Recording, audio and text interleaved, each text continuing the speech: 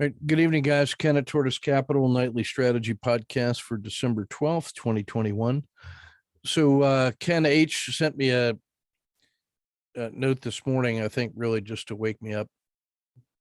He was asking me what was the best leadership instruction for the corporate world that I'd ever seen. And so I thought about it for a while, and I actually said, well, it's the one I've been putting you through for the last 18 months that incorporates the best of the Army leadership requirements model for direct action leaders, organizational leaders, and strategic leaders. Each one of those three levels has their own set of particular skills that are needed for the roles and functions that they're performing, but they're united by some values-based frameworks with ethics and professionalism and service to others, and personal qualities like integrity and truthfulness and humility that apply to all of them. There's additional cognitive and managerial skills that need to get added to that set, but that forms a pretty good basis for leadership in any circumstance. So I'm putting together a course for him on that from the Army stuff, but I thought I would start off with a quick summary of the entry-level skills that I've been teaching for 25 years to both Army junior leaders and my master's students and doctoral students in management, with the idea of setting the foundation for a 101 course that I'll follow up with some applied Army stuff for organizational leaders, mid-level managers, where you're starting to add systems thinking, development of subordinates, resource management, creativity, and some of those things. And then offer him a coaching program for his subordinates too, if he's interested. So this is the Leadership 101 course that I put together for him, and it's hanging on Rizuku, open to the public now, ready to take if you're interested. It talks about the secrets of effective leaders. Not really secret. They're just like the secret sauce is not secret, like we said in this weekend. It's just rare. And then some strategies for manager leaders. That gives you top level insight into the skill sets they need to have. And then how to be effective as a leader in your daily transactions with your direct reports and with your clients and your peers. Some typical problems associated with leadership and ways in which those pitfalls might be addressed. And then coming up with a personal leadership plan that ensures that you are thinking about the different roles in which your leadership should be expressed and developed. And in my opinion, that's a pretty good set of basic skills and 5 easy lessons that gets you into the game of leadership with some of the top level issues, the broad issues, and the language that is typically used to discuss those. Now, there are other things, like I said, that need to be added, but I believe in first principles thinking, and this is my approach to doing that for Ken H. So just wanted to share that with you. The next thing I want to share comes from an update on the Tortoise research group. That's what we're calling the team that got together for the research weekend last week, and we're renaming it the Tortoise research group so that we don't get locked into just a kind of a once a year approach. And this comes from Worth Burris, who has been working extensively with the automation of Dr. Eric Morrison's Forex courses. They're building scripts and robots to do the auto trading. And it's very, very promising. And Worth took us through the process he followed as an electrical engineer, which not surprising when you look at his work. His company builds motors. So he took us through a one-page process for the functions that the script / robot has to perform. And so these are all areas in which automation is supporting him with speed of processing and automatic updates and freeing up a bunch of his time. So he, at my request, he put it together as a process flow chart, which is good. A good modular approach to process improvement is to get a map of all the moving pieces, those that are done by humans, those that are done by the automation that shows the start point, the input, process, and output of each module, in order to be able to make incremental improvements through analysis. And so I'm not going to read through all of these, but this is essentially best practices for developing the automation routines that help him standardize the Forex and make that more systematic and business-like. And so each one of these then becomes a module in his master program of scripts. And those are posted in the little easier to read. Those are all posted in the resource area for the research group under Worth's presentation. All those recordings of all the presentations are up now with all the slides. And then as we start getting these weekly updates, we'll start hanging those underneath the individuals who made the presentation. So we've got those going on. That's pretty good.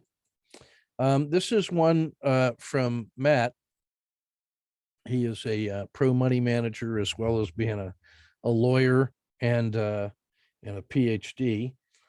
And he started his own money management practice a number of years ago after attending some of our trading workshops and the research weekends. And he's really developed into an amazing trader. And so this is his weekly update. And he was looking for, I'd asked him for some numbers. And this is where we're at, along with some advice. So he went back through all his real world results from July 2019, which is when he put together an indicator for use with his client accounts that forecasted moments in the market where increased volatility was likely. And what he noticed was, once he started using that after he had left our workshop, that his annualized monthly volatility, it's a monthly adjustment system, dropped by 30%. And while the drawdown dropped more than in half, which included even a big 5% sell-off at the part of COVID. So those of you that remember the 35 and 40% sell-off, Matt's system, because of the early alert from his indicator, reduced that drawdown to just 5%. And that was the drawdown that his system experienced. The Sharpe ratio, even with fees, is better than the 60-40 buy and hold without fees. And he achieves that with less than half of the maximum drawdown. The annualized returns lag slightly buy and hold, but obviously much, much better on a risk-adjusted basis. You'll take that every day. And it's even less volatility than the Harry Brown permanent portfolio with twice the Sharpe ratio of the Brown. That's a very good thing. So we're taking a look at a strategy to help him connect with institutional funds who are going to be salivating, being able to hit desired returns with dramatic volatility and drawdown reduction. And this is a monthly system that doesn't have any intra-month trading. And so now he's looking at how to add if he treats that as the core, he's now looking at how to incorporate that supplement it with a turbo approach using some swing trades and options. He's been using options consistent with Danny's options course. He was our beta tester for that and found it to be immensely useful. That's on sale, by the way, for those of you listening, for the rest of the year. Fantastic swing trading course that uses our strategies to find and manage trades. It's the only options course I know that is directly connected to the strategies that we specifically teach. So my comments to Matt were that what we want to do is take the same approach to managing outsized gains that he wants to capture. So managing outside gains to capture in the same way that he manages downside risk to avoid. And what that means is we need a systematic way to harvest and protect outsized gains. And so there's a trick with that, because outside gains are of two types. So the first challenge on that is, let me get my annotation here.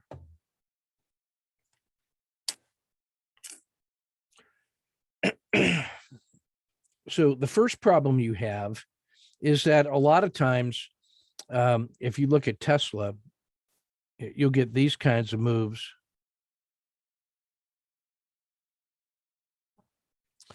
where you will notice, the general slope of the trend line is up, but after periods that look like parabolic and then a sell-off, that's followed by more legs up. And if you have a simplistic view of saying, well, that was obviously the parabolic and now it's done, then you miss all of, leg 2 and leg 3. So we don't want to do that. We have to have some way to systematically protect against the big sell-off, while at the same time continuing to participate in what turns out to be a continued grind. I call that the problem of premature selling on the near side of the hill. So if the hill conceptually represents the maximum favorable excursion up here, and any selling, and you don't know where that's going to be, all you know is what the current one is. So if you find yourself selling on the front side of the hill, you end up missing some of these. And so the idea is, well, we want to sell on the far side of the hill after some peak moment that we've given it some amount of room to continue to be able to go. But if it doesn't, then we get out, and then we immediately are reframing this for potential resumption, or considering a reversion to the long-term mean, whether it's a Bollinger Band mean or some other reasonable target. So the first problem is what to do with these kind of grinding moves that feature momentary volatility and then a grinding sell, and never really go back to the long-term average, but remain something like in this excellent channel, this virtuous channel up in here. So my view on that one is that you want some reasonable, you want a regression line plus or minus some number of standard deviations that keeps you in the envelope of outperformance, right? At the same time, not letting this thing come all the way back to like a simple 200 or a simple 30 moving average. You want to be available to the second and third leg. Sometimes that means giving it a measured room to retrace and then resume, or it means you need to be able to re-enter. So you need a noise buffer.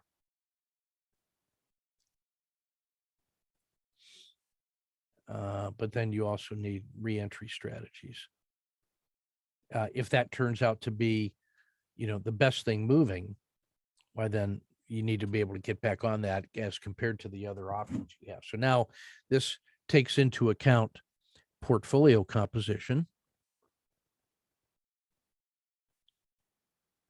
and then something like a relative strength rules that allow you to know when is this the one that after the sell-off is worth getting back in compared to all the other opportunities, right? So my advice to Matt is what we're going to look at is we need to study a couple things. First, some of Dr. Tharp's money management strategies about using markets money that gives you a little more relaxed stop management based on outsized gains, whereas you may start off with a very strict capital preservation rule. You can relax the rules with respect to markets money in a way. But to do that, you really need to study the volatility, reward, and time profile of any gains that are greater than average plus one standard deviation. And so the idea is we're going to go back in some distance of look back and characterize the max, the min, the average, plus or minus one standard deviation. And we're going to study the size and characteristics of these average greater than one plus one standard deviation gains, the gain plus, to say those are really the exceptional gains that we want to treat as a special case. In other words, we want to develop standard work for abnormal results and then use those rules and have standard rules for standard results so that we always are using standard work.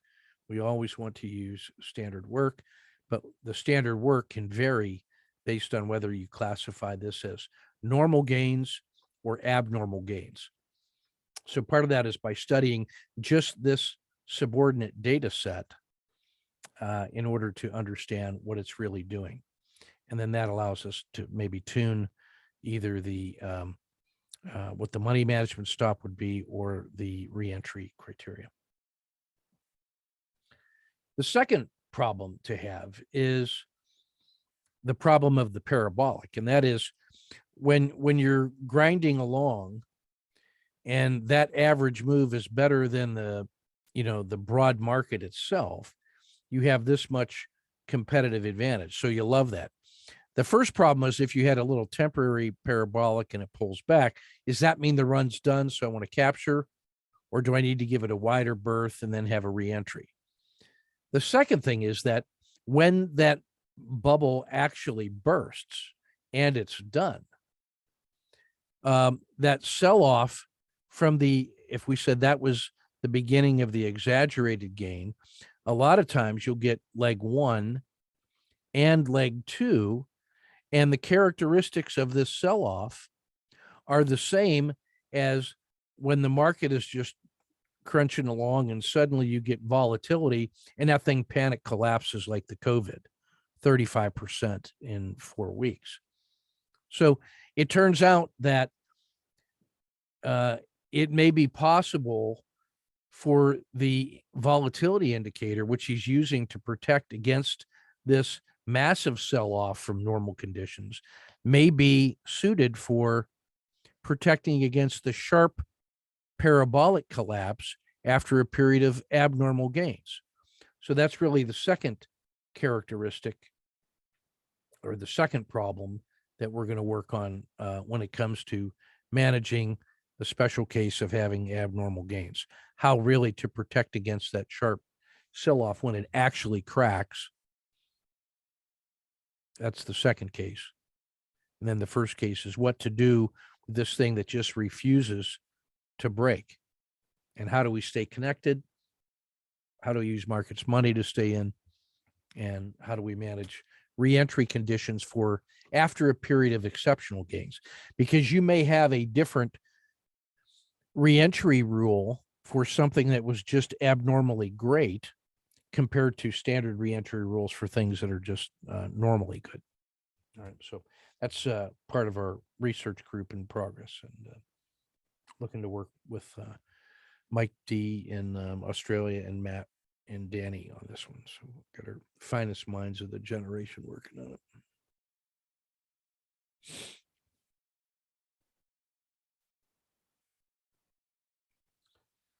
All right. All right. So there were no questions and answers to be addressed for foundations. Ken H snuck one in.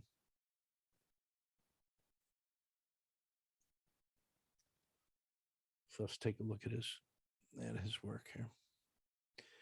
Yeah, Worth is very, very professional. His, it's no surprise that he's an electrical engineer who makes motors that work and last forever in this business. That's the least surprising element of him. Yeah.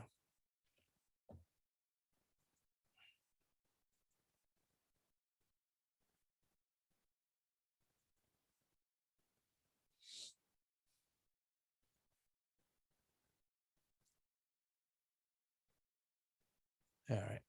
Let's take a look at Ken's work here. All right. So we've got a new setup. This looks like, the weekly, daily, hourly. And so Intel has just been stabilizing, collapse, stabilizing, collapse, stabilizing, and now all of a sudden, one strong burst earlier this week, which then immediately collapsed back into the pack, back into the strong, choppy price action between, say, 49 and 51. So there's about a $2 spread that's problematic in there. 51 to 49. The nice thing is that the top level of the previous consolidation has now become the support level that's forming. So it almost feels like it has moved up one quantum level. So if this can actually hold, then this move looks very interesting, right? If that holds, then what we really have is a COTA 2 on the hourly, and 53, 58, even 53, even if you just go to the hump of the dragon as opposed to the peak of the RL10. That all looks to be achievable, and that's $2.50 on the way up on about a 60-cent risk. So that's 4 to 1 just to the top of the dragon, which means the Bollinger Band means about 2 to 1. So that looks great on the upside. And then you can see that if this does collapse, then this entire excursion is done, and you would expect it to come back to the middle of this range and maybe probably all the way down and test 49. And then if 49 collapses, look out below, then the entire sell-off begins to accelerate even further. So this one has a lot of latent potential on the downside if we see a crack in the broad market. So this one looks like a great setup to me. All right, here's his running buddy Intel.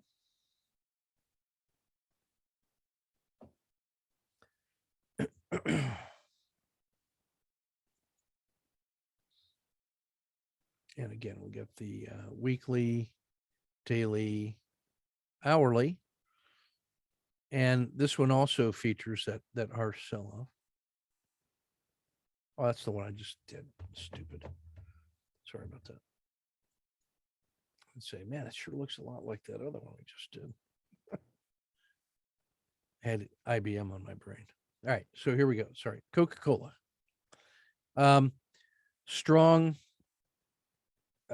channeling type of price action here, where you have very strong support around 52.50.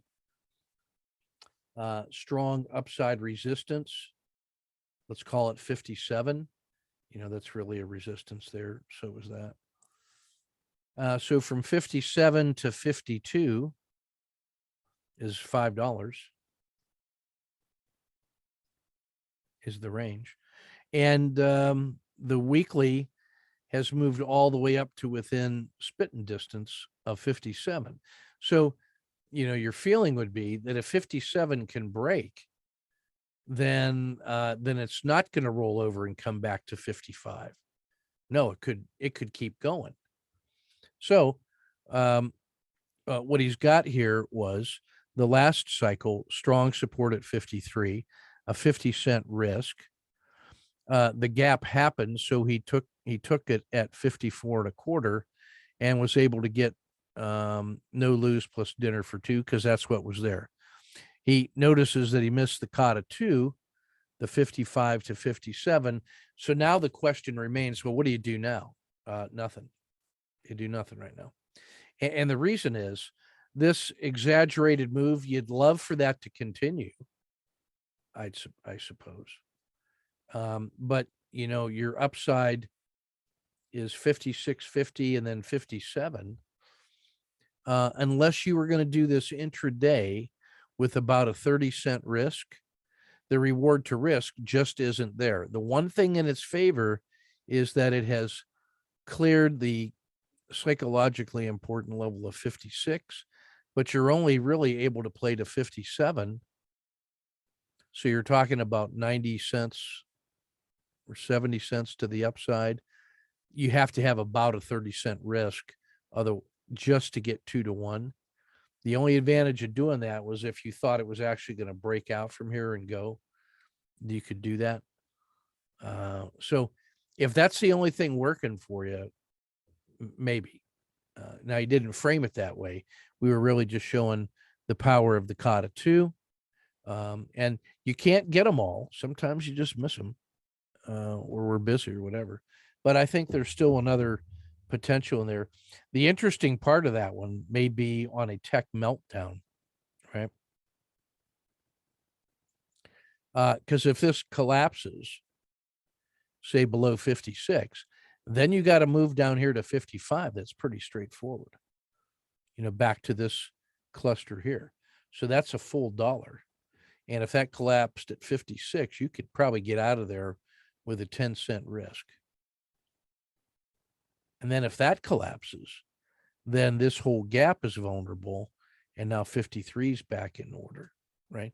And then that would look very much like the last two legs of selling that we've already seen in COCA, right? So keep that one in mind. Walmart, same thing on the this big cyclic move from 136 to 152. That's $16.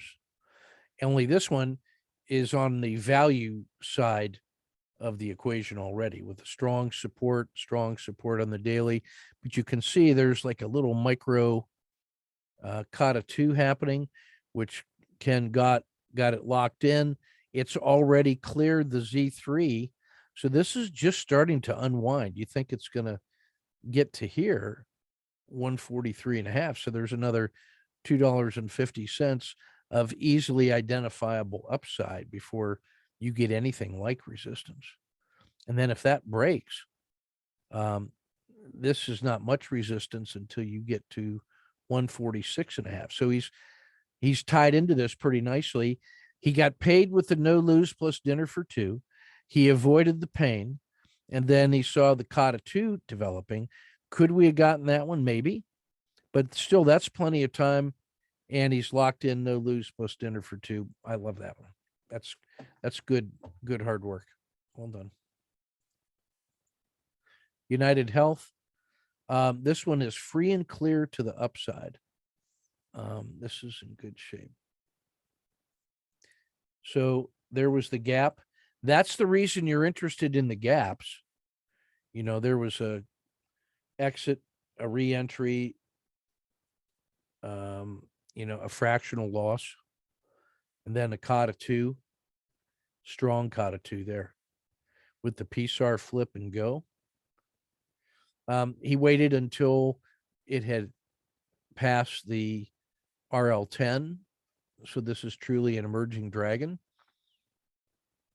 And I don't blame him for that, especially given how choppy this was. You can't really see how choppy that was until you look at the hourlies, right?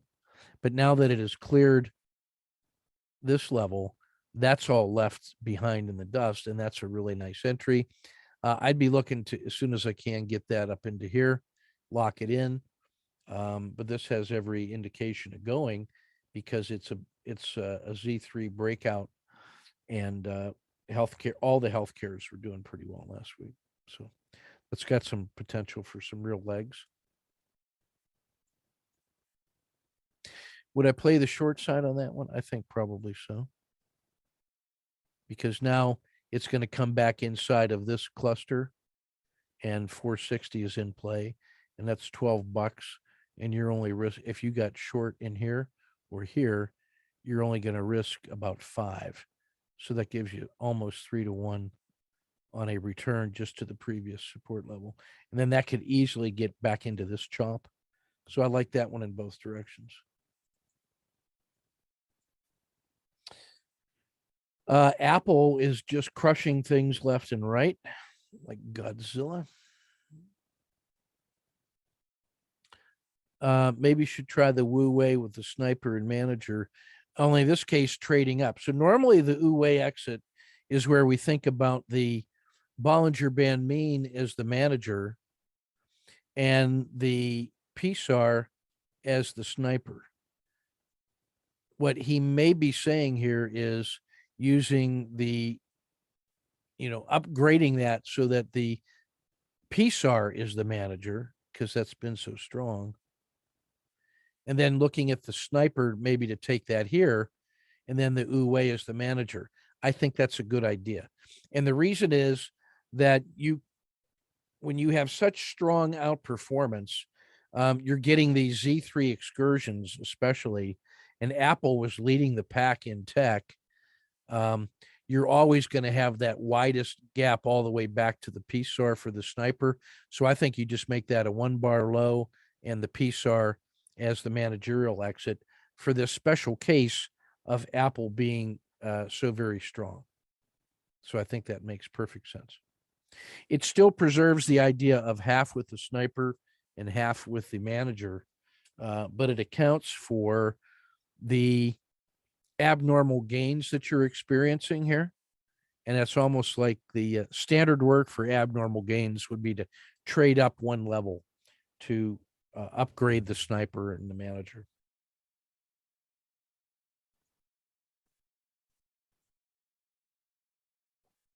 Adobe in the software space. So this was a harsh sell-off that was rewarded with a gap up. That's this gap. He timed it nicely, had no way of knowing that was the case. He was playing the stop to here, and then he got a favorable gap. Awesome. He did not let that break and come back. So he just said, you know what? I'm getting paid. And now, if this can break out, if this is the new quantum level, this is the choppy area. This is the choppy area. So if it can break out from here and get up into this, well, 670 is certainly in play, as is 690. So there's a whole new, there's like 2 regions of gains to the upside. And with one risk box, that gives you the 2-1 conceptual piece. I like it. And it's been up there before. That would not be surprising.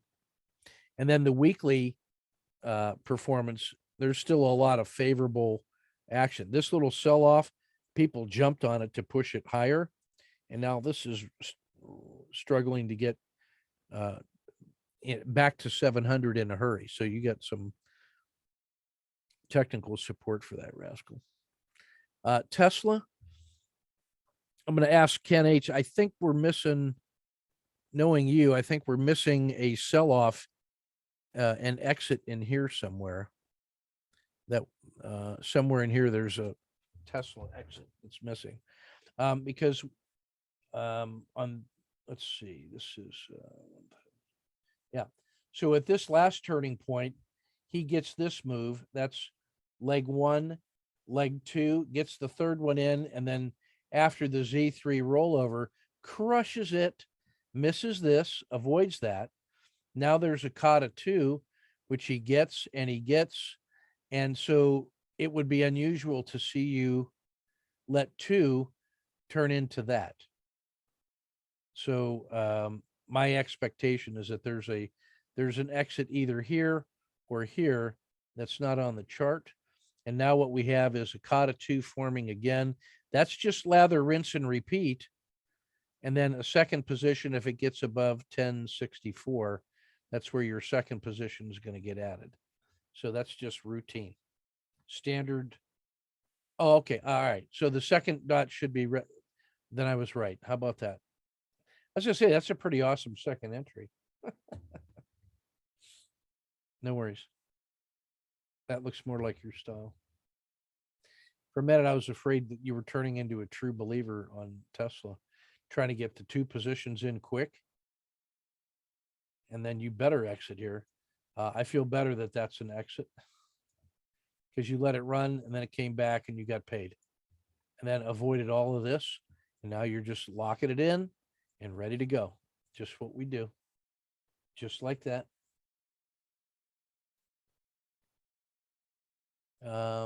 This one is Sentinel 1 software infrastructure. This sounds like a cyber company. Is that right? Very volatile. Look at this rascal trade. Holy mackerel. This is somebody from your professional domain. Support, resistance. Boy, don't you love swing trading that thing? And here's a swing low, a COTA 2, another little COTA 2, and off we go. Sure.